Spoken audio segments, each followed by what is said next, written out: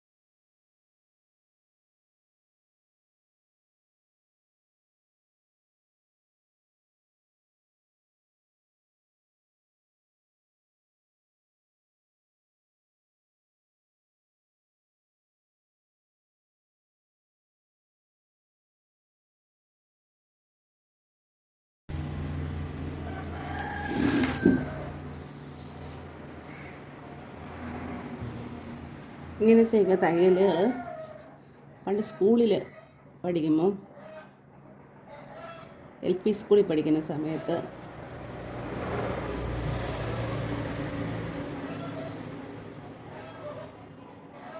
ഞങ്ങൾക്ക് തയ്യൽ ടീച്ചർമാരുണ്ടായിരുന്നു. അവിടെ ഒരു പീരീഡ് മിക്കവാറും ഫ്രൈഡേയുടെ ലാസ്റ്റ് ഡേ ആയിരിക്കും തയ്യൽ പഠിപ്പിക്കാനായിട്ട് ആ ടീച്ചറുണ്ടാവും. ആ ടീച്ചറാണ് ഞങ്ങൾക്ക് തയ്യൽ തുണി കൊണ്ടുപോകണം, സൂചി നൂലും കൊണ്ടുപോകണം, ഇങ്ങനെയുള്ള തയ്യലൊക്കെയാണ് പഠിപ്പിച്ചത്. കുക്ക് വെക്കാൻ പഠിപ്പിക്കുന്നത്, അതൊക്കെ അന്നത്തെ കാലത്ത് ബട്ടൺസ് പഠിപ്പിക്കാൻ കുഞ്ഞുനാളിലെ അതൊക്കെ ട്രെയിൻ ചെയ്യിപ്പിക്കുമായിരുന്നു. ചിലരൊക്കെ തയ്ക്കുന്നതുകൊണ്ട് എന്ത് രസമെന്നറിയാം, അത്ര നല്ല ഭംഗിയായിട്ട് തയ്ക്കും. പിന്നെ ചില കുട്ടികൾ, എല്ലാ കുട്ടികളും വീട്ടിലെ വലിയപ്പച്ചന്മാരുടെ പഴയ മുണ്ടുകൾ അലക്കി അന്ന് കഞ്ഞിയേ ഉള്ളൂ, കഞ്ഞി മുക്കി തേക്കത്തൊന്നുമില്ല, തലേണയുടെ അടിയിൽ വെച്ച്, അപ്പോൾ ആ ചുളിവൊക്കെ മാറുമല്ലോ. എന്നിട്ട് ക്ലാസ്സിൽ കൊണ്ടില്ല, എന്നിട്ട് ആദ്യം സൈഡാണ് തയ്പ്പിക്കുന്നത്, സൈഡ് മടക്കി തയ്ക്കാനായിട്ട്. അങ്ങനെയൊക്കെയാണ് ഞങ്ങൾ തയ്യൽ പഠിച്ചത്. പിന്നെ ഇങ്ങനെ തയ്ക്കാൻ ഓരോരോ ഇപ്പോൾ എല്ലാവരും എംബ്രോയ്ഡറി കോച്ചിങ് സെൻറ്ററിലുണ്ട്, ഓൺലൈൻ ക്ലാസ്സുകളുണ്ട്. പഠിക്കാൻ ഇഷ്ടമുള്ളവർക്ക് ഈ കാലത്ത് ഒരു തടസ്സമില്ല, എന്ത് വേണേലും പഠിക്കാം അല്ലേ.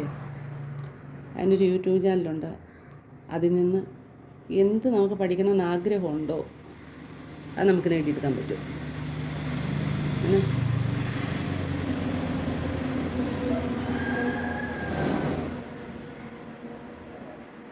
അതിനൊരു മനസ്സുണ്ടായാൽ മാത്രമേ നമുക്ക്. നമ്മൾ ഇതിങ്ങനെ തയ്ക്കുകയാണ്. എൻ്റെ കയ്യിൽ എംബ്രോയ്ഡറിയുടെ ത്രെഡ് അല്ലാത്തതുകൊണ്ടാണ് ഇങ്ങനെ അത്ര ഭംഗി വരാത്തത്.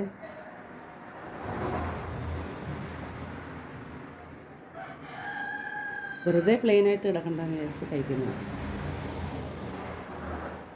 കണ്ട.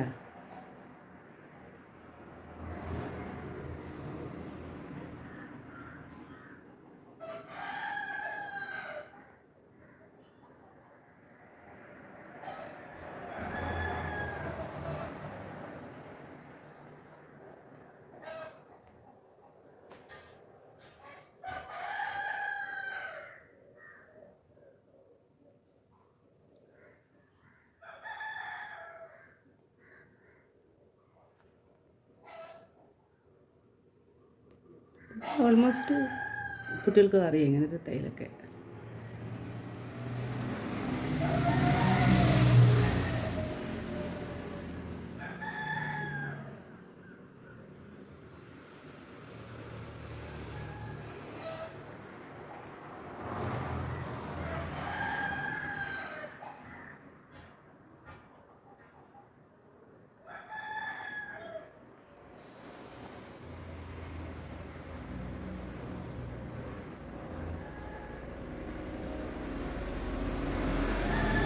അപ്പോൾ ചില സമയത്ത് കിട്ടുമ്പോൾ നമ്മുടെ ക്ഷമ നശിക്കും.